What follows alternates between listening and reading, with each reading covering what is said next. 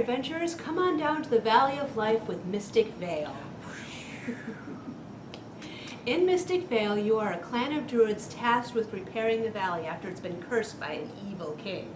The game ends after you've collected all the pool of crystal victory points that are available. Yeah. It's made by AEG. They've got a really fun line. One of the most popular ones that comes to mind for me is Smash Up. Definitely. Very fun. They've got a lot of cool games, but this is the first one in their line that uses a card crafting system.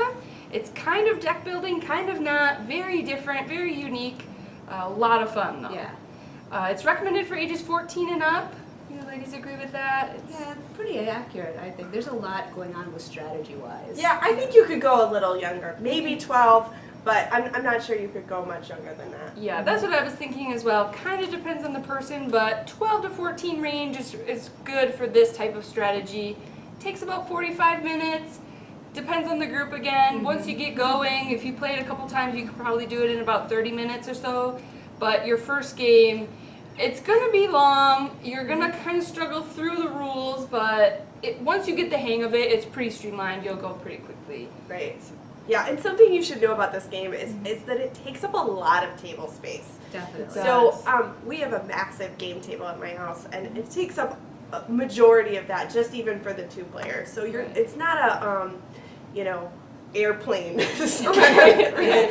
No, definitely not. There's a lot of parts of the board you'll set up. Each person needs a little bit of space, a horizontal space to get going. But and there's also like a 1 game learning curve, right. I think. So once you play through a whole game, you'll have that aha moment where you really get it, and then after that, it'll go much smoother.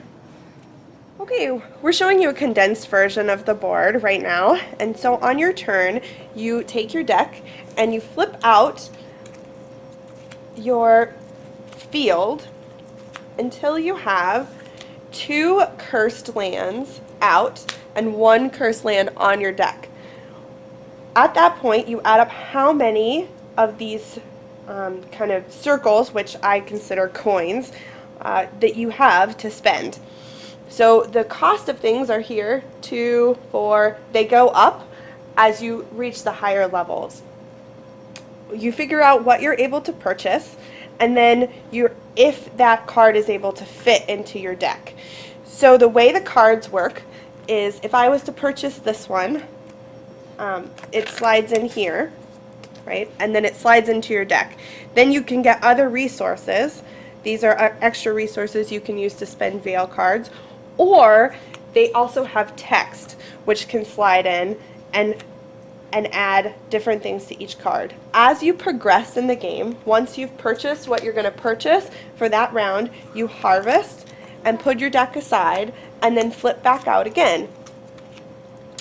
As the game progresses, these will no longer be blank because you'll fill them with fertile soils and gain extra qualities throughout the game. So this is a main course game. It's a great 2-player game, but it also scales up pretty well.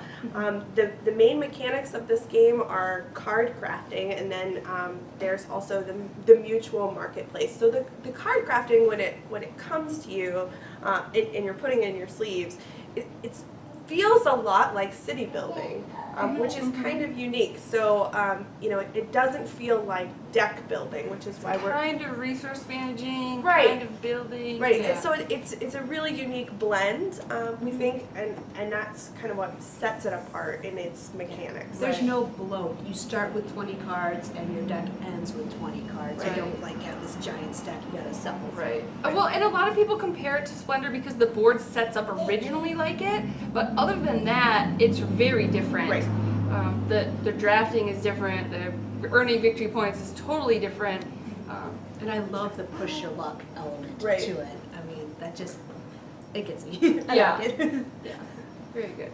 So I would give Mystic Vale a 4. I really like it. I don't like it quite as much as Splendor. It's not quite as streamlined for me. I just really love Splendor. But this is good in its own right. And I hear it compared to Splendor like 100% of the time when people talk about it. And the only part it's similar to is the board state. Everything else every mechanic plays very different, and so I like it on its own as a 4. I like that the victory points, the crystals that you're pulling from, one person doesn't trigger the end of the game. You're Right. all kind of collecting them through the whole game, so you're kind of like, when it's starting to get low, do I have enough to win? Did I plan properly? So it feels very different. You really don't know who's going to win until you add everything from in your deck. Yeah. And Rose, what do you like about it? I give it a 5. Knew it. Shocker! Told you. They called it. So, there's part of me that's like, you don't know me, but they do know me. And this game is all of those things that I love. Mutual marketplaces, a little bit of luck, a lot of strategy, city building-ish, right? In its own way. Kind of engine building. Engine building. Yeah. That might be a better way to describe it. But I loved it. I played it to prepare for this, and then I bought a copy, and then my husband and I played 5 or 6 times in the last week. Right. So obviously I'm a big fan. I like the setup, and that it just kind of moves, right? It feels kind of like you really are. I am in fact a druid elf farmer. But you're planting your field, and you're kind of. But I don't like the push your luck because it does not work for me. A game where your luck doesn't work? My luck doesn't work on this game. I'm Your luck broken. token broken. Yeah, so I don't know what it is about this, but I just really like it. One of the things you mentioned earlier too was you could have the best strategy in the world, but if there's no place to put what you need, Right. Yeah. like you're done. If it doesn't fit, it doesn't fit. Right, and this is one where that luck part of what actually gets drawn can really mess with you. Right. I thought my husband was gonna flip the table, the perfect thing, but all the middle spaces were full, and it was like and he's like, what? And there's really no way to plan for You that. can't. So. You can't. It just happens. So. Right. Yeah, and I really enjoyed this game too. It's beautiful. I give it a 4. It's actually my fiance's favorite game to play. He's like, hey, you want to play Mystic Vale? Hey, you want to play Mystic Vale? And it's great that it's a 2-player game, and it scales up well, but I think it really does shine as a 2-player. It does. Yeah. Yeah. Very fun.